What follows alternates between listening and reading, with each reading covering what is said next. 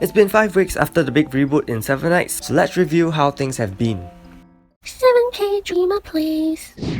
Hi guys, welcome back to my channel. So with the big reboot that happened, it brought in many new players and some old players. I've talked about this during my most recent live stream, but here's a much more concise and short video about my honest thoughts. But before we begin, we need to differentiate between the reboot itself and the reboot update. The reboot really is about the battle system revamp and hero revamp, but the reboot update brought along with it mythical awakened items and other quality of life features. So now that we are clear, let's just evaluate these changes along with the other parts of 7 Nights. I would also love to hear from you, so please leave your thoughts in the comments. If I had one word to describe my thoughts about the reboot, it would be acceptable. I think the reboot was a good step they took. Let's look at the revamped battle system first. The battle system revamp definitely changed the game a lot. So many mechanics have changed, including the removal of piercing and void shields. The reliance of only one hero for speed is also a good change because we can finally use different weapons, which we will talk more about later. Stats play a far bigger role now, and because of this, equipment substats can vary even for a single hero, unlike in the past. Some players may opt for HP armor, while some go for block. And this creates a subtle variety in arena matches, even though hero usage is still 80% of the time the same. We do of course sometimes see older heroes coming back like Da Qiao and Karin, and it's definitely a good thing because it means there is actually some room for players to try new things. Also, the new turn system makes a lot more sense now.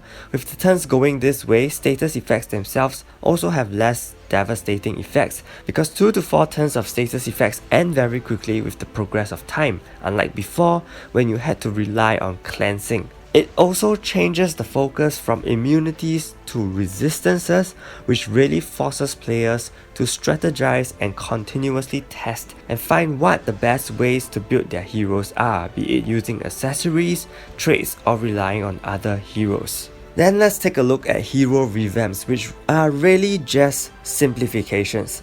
So this part has been more controversial. Many players feel that the hero's skill sets are looking boring and homogeneous.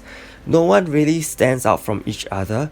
It is true that many heroes no longer have any unique aspect about them except Tara and Caesar, I would say.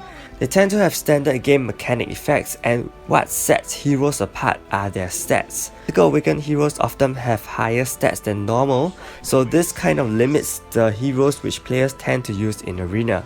With Caesar having a totally unique status effect called Parasite, Netmarble could be slowly adding in smaller but unique effects to heroes, so we'll see how that goes. Skill effects have mostly been reduced to 1 to 3 targets, with a few heroes having 5-man AoEs. This is probably so that arena becomes even more varied because the targeted heroes have become more random. I personally am rather neutral about the reboot for heroes. On the plus side, it brings everything back to baseline. Basically what I mean by baseline is that we no longer have a creep in terms of all those shields and turn-based effects which we had in the past.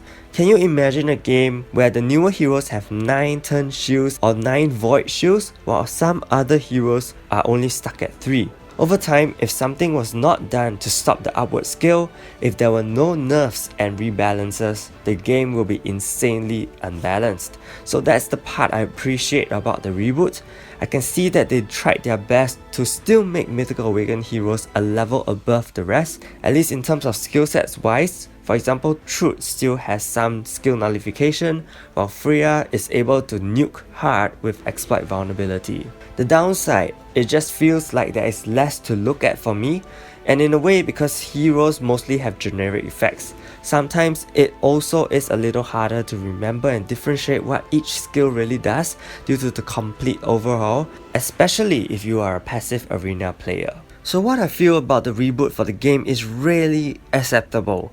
Not terrible, but not super exciting. It basically feels like what should be done coming this far. However, what came with the reboot is a different story.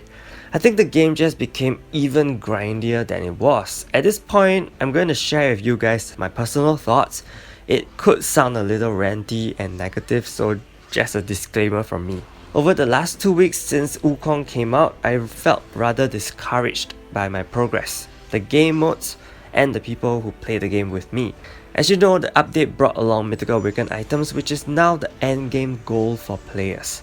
To Mythical Awakened items, you need Celestial Ores, which are obtainable from item raid and gacha. Then comes polishing of the Mythical Awakened items so that these items can become the best of the best. I made the big mistake of using rubies initially to do my polishing, and subsequently I found item raid really hard to get a lot of power-up stones and Celestial Ores. Frankly speaking, you can get 1 million power-up stones very quickly just looping item raids and doing extra raids, which I heard has been limited to 5 a day. Sneaky netmarble. That said, farming hard in raids results in quite a heavy use of rubies, and that's when I felt stuck because I personally don't like seeing a stagnant ruby count.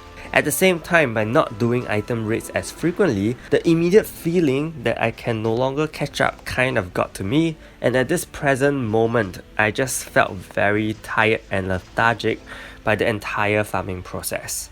But this is probably just me, because some players set their goals to Mythical Awakened items as soon as possible at the cost of rubies. Some players prefer to take it easy. Yet it also made me realize that there's nothing really much to focus on besides grinding for materials and then subject myself to insane RNG over polishing and seeing everything go to waste.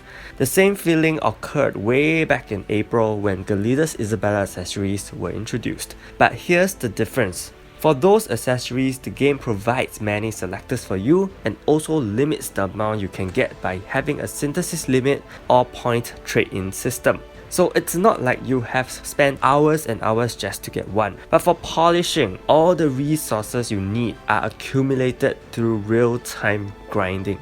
It's very disheartening to see time, precious time, go to waste. And there are many players who can't even afford the time to do this on a constant basis either. The point is, a lot of time is needed to be put in the game now if you want to see actual progress. From a developer's point of view, this completely makes sense because you want more players to stay in the game.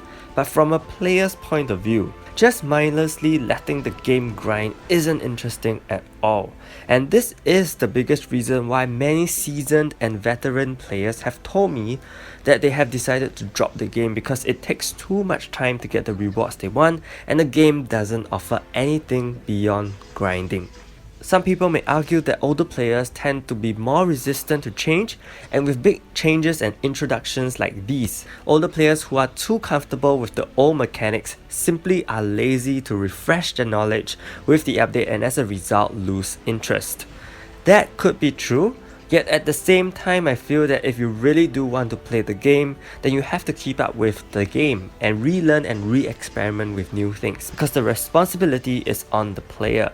But many older players have reached that point where they just feel tired. While the game has been something they have invested their time in over years, I think it has simply become a routine.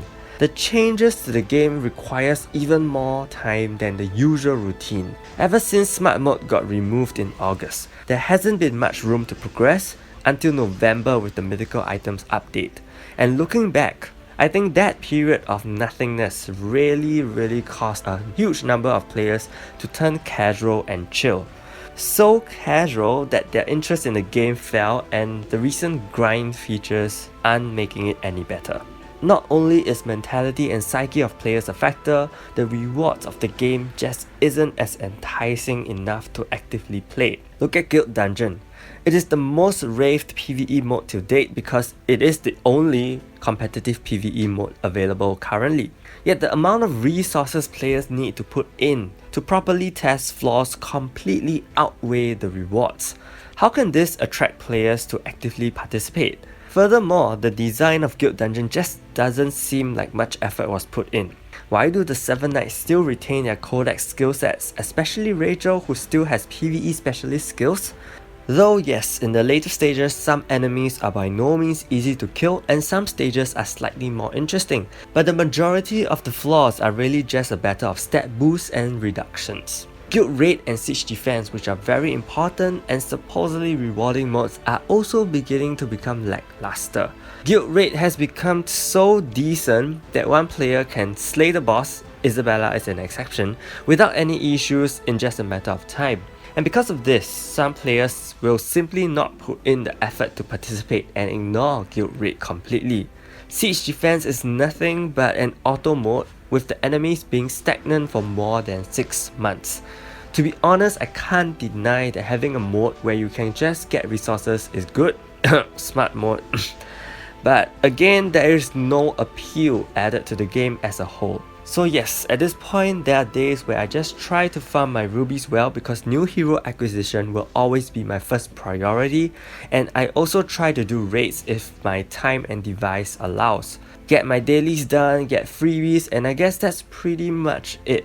Perhaps my mentality is that of a veteran player.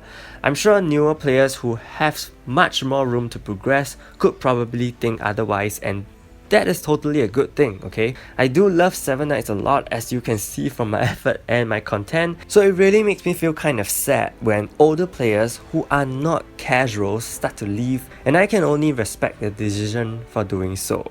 So let me know what you feel about 7 Knights now from a day-to-day basis. I hope to get more positive comments to motivate me. Stay tuned for more guides. Thank you so much and see you.